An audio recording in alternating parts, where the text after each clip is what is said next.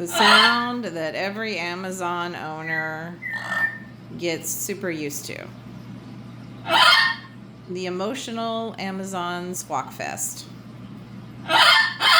This is the call that goes on and on when you've hurt an Amazon's feelings, done something they didn't like, looked at them the wrong way.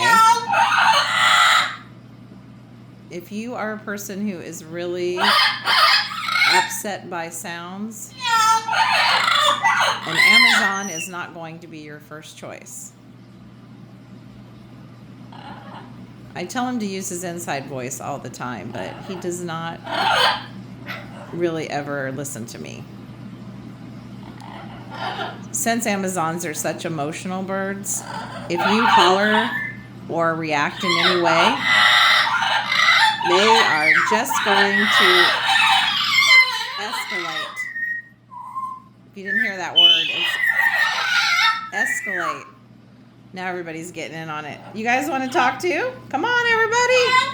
Come on, let's talk about it. You meowing at me again? Lulu likes to meow at me. Are you done? Are you done screaming at me, Ro?